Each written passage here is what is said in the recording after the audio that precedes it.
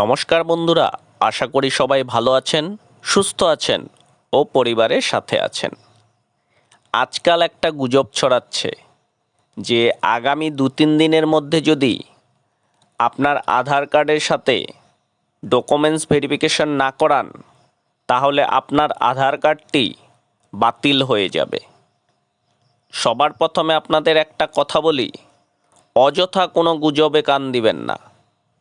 সবার প্রথমে আপনি ভালো করে সব কিছু শুনবেন, ভালো করে বুঝবেন, তারপরে যদি আপনার কিছু করণীয় থাকে বা করতে হয়, তাহলে তাড়াহুড়ো না করে ভেবেচিন্তে ভালো করে বুঝে তারপরে করবেন। দেখুন, সবার আধার কার্ডের সাথে ডকুমেন্টস ভেরিফিকেশন করতে হবে না। যারা আগে করেছেন তাদের আর করতে হবে না।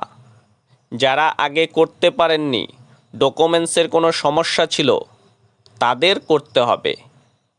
এবার কাদের করতে হবে এবং কাদের করতে হবে না এবং কত দিনের মধ্যে করতে হবে, আজকে আমি এই ভিডিওটির মাধ্যমে আপনাদের দেখাবো। আপনারা বাড়িতে বসেই আপনার নিজের মোবাইল ফোন দিয়ে শুধুমাত্র আধার কার্ডের নাম্বার দিয়ে চেক করে নিতে পারবেন আপনার আধার কার্ডের সাথে ডকুমেন্টস ভেরিফিকেশন করতে হবে কি না। আসুন দেরি না করে শুরু করি কিভাবে চেক করবেন। সবার প্রথমে আপনি যে কোনো একটি ব্রাউজার খুলে নেবেন। ব্রাউজার খুলে এখানে টাইপ করবেন আধার কার্ড। আধার কার্ড লিখে সার্চ করবেন। দেখুন, প্রথমেই আধার কার্ডের ওয়েবসাইটটি চলে আসলো। এটিতে আপনারা ক্লিক করবেন।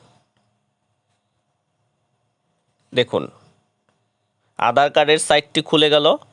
আপনারা নিচের দিকে আসবেন। নিচের দিকে, একদম নিচের দিকে চলে যাবেন।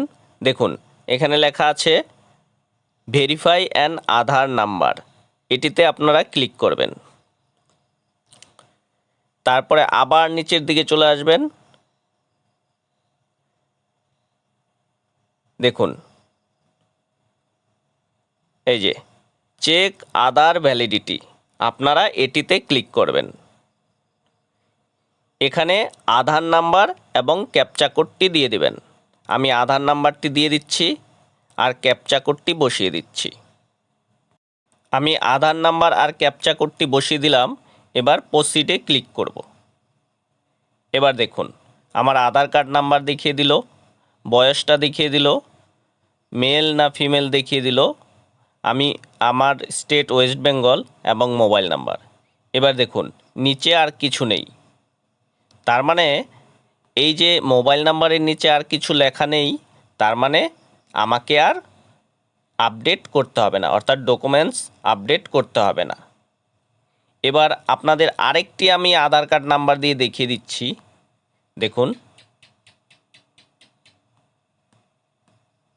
আমরা আবার চেক আধার ভ্যালিডিটিতে চলে যাব। আধার কার্ড নাম্বার দিয়ে দিব। আমি আধার কার্ড এবং ক্যাপচা কোডটি দিয়ে দিলাম এবং এবার প্রসিডে ক্লিক করব। দেখুন, আধার কার্ড নাম্বার আসলো, বয়স দেখা দিচ্ছে।